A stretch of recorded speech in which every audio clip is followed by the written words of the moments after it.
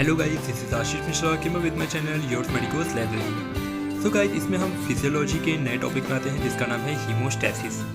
हीमोस्टैसिस का सिंपल सा मतलब ये होता है कि ब्लड को रोकना, स्टॉप ब्लीडिंग। हीमो मतलब ब्लड, स्टैसिस मतलब स्टॉप, तो ब्लड को रोकना। तो गाइस, इसमें हम vascular spasm, platelet plug formation और ब्लड क्लॉटिंग के थ्रू हम देख सकते हैं कि कैसे ब्लड रुकता है, कैसे हम ब्लड को रोक सकते हैं जब कोई भी ब्लड वेसल डैमेज हो जाता है, रप्चर हो जाता है या उसमें ट्रॉमा हो जाते हैं। तो इस वीडियो में हम सिर्फ वेस्कुलर स्पाज्म और प्लेटलेट प्लग फॉर्मेशन के बारे में पढ़ेंगे और नेक्स्ट वीडियो में हम ब्लड क्लॉटिंग के बारे में पढ़ेंगे। So let's begin guys. So guys, इसमें हीमोस्टासिस का मतलब होता है, ये एक तरीके का सीक्वेंस है, रिस्पॉन्स शो करता है ब्लड को रोकने का। अब हीमोस्टासिस को कंफ्यूज मत हुई होमियोस्टासिस से। होमियोस्टासिस का मतलब होता है एसिड बेस बैलेंस करना हमारे बॉडी में, और हीमोस्टासिस का मतलब होता है टू स्टॉप द ब्लीडिंग। सो ये इंपॉर्टेंट डिफरेंस है जो समझना बहुत ज़रूरी है। अब गाइज, इसमें कैसे हम ब्लड को रोक सकते हैं, कैसे ये चीज़ें स्टार्ट होती हैं।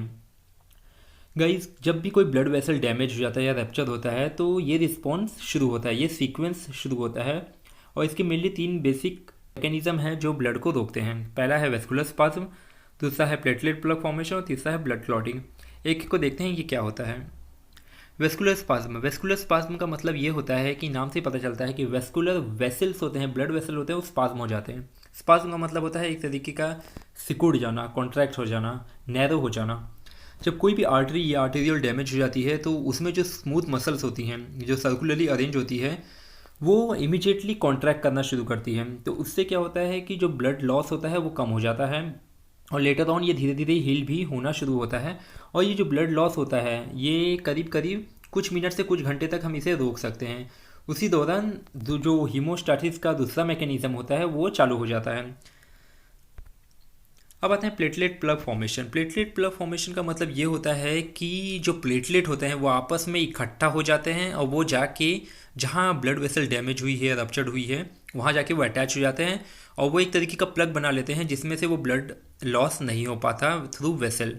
और गाइज, इसमें ये भी देख सकते हैं कि ये प्लेटलेट प्लग फॉर्मेशन ब्लड को तो रोकता ही है, बट ये तभी तक उतना ही रोक पाएगा, वो डिपेंड होता है कि जो होल हुआ है, जो वेसल्स में होल हुए हैं या डैमेज हैं, वो छोटे ही रहें, तभी ये इजीली कंप्लीटली स्टॉप हो जाएगा ब्लड। अगर वेसल्स में जो होल ज़्यादा बड़े रहेंगे तो वो कंप्लीटली ठीक नहीं हो पाता, या पार्शियली ठीक हो पाता है, या पार्शियली ब्लड को लॉस होने से रोक सकते हैं। अब इसमें प्लेटलेट प्लग फॉर्मेशन के जो इवेंट्स है, जो मैकेनिज्म है, उसको समझने से पहले हम ये देखते हैं कि इसमें प्लेटलेट का क्या रोल होता है और प्लेटलेट में क्या ऐसी ऐसी चीज़ें होती हैं जो हेल्प करती हैं क्लॉटिंग के लिए, इवन प्लेटलेट प्लग फॉर्मेशन के मैकेनिज्म को भी समझने के लिए। तो गाइस, इसमें देख सकते हैं प्लेटलेट प्लग में जो प्लेटलेट होता है उसके अंदर क्लॉटिंग फैक्टर्स होती हैं, एडीपी होती हैं, एटीपी होती है, कैल्शियम होती है और सेरोटोनिन होती है। और दूसरे पॉइंट में आप देख सकते हैं कि इसमें कुछ एंजाइम्स होते हैं जो प्रोड्यूस करते हैं, जो बनाते हैं thromboxane A2, prostaglandin, fibrin stabilising factor, जो क्लॉट को स्ट्रेंथ करते हैं, स्ट्रेंथ प्रोवाइड करते हैं। जब कोई भी क्लॉट बन जाता है उसका स्ट्रेंथ प्रोवाइड करते हैं ताकि वो ब्लड लॉस ना हो पाए। और तीसरा होता है लाइसोजाइम या कुछ माइटोकॉन्ड्रिया होता है, इसमें वो कैल्शियम स्टोर रहता है और वो हेल्प करता है क्लॉटिंग के लिए और क्लॉटिंग फैक्टर को एक्टिवेट करने के लिए।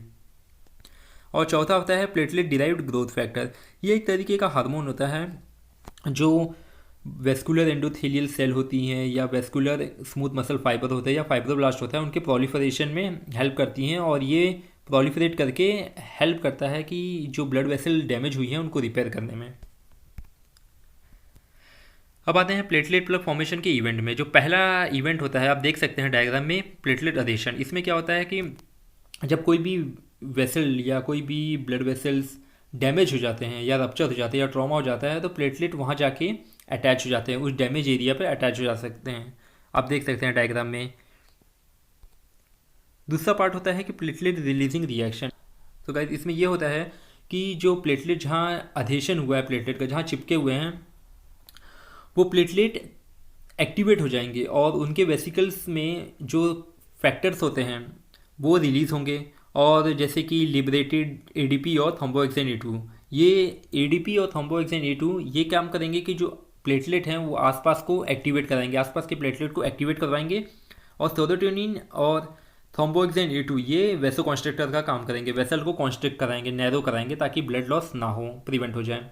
तो इसी का नाम है प्लेटलेट रिलीजिंग रिएक्शन। मतलब प्लेटलेट अपने वेसिकल्स में उसके अंदर जो कंटेंट होती है, जो फैक्टर्स होती हैं, उसको रिलीज़ करता है ताकि जो प्लेटलेट होते हैं आसपास के आपस में अधेस हो जाए, मिल जाए और लेटर ऑन वो कॉन्स्ट्रिक्ट करे वेसल को और ब्लड लॉस को प्रिवेंट करें।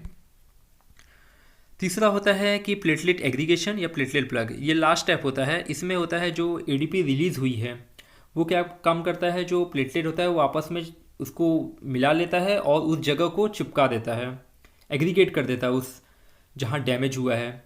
और ये एक्यूमुलेशन ये इतने लार्ज अमाउंट में रहते हैं प्लेटलेट के, तो इसीलिए इसको बोलते हैं प्लेटलेट प्लग। और ये उस डैमेज एरिया को जाके अटैच हो जाते हैं और ब्लड को रोक लेते हैं, अनलेस एंड अनटिल उसका जो होल है वो छोटा ही रहे, तभी ये कम्प्लीटली ब्लड को रोक सकते हैं।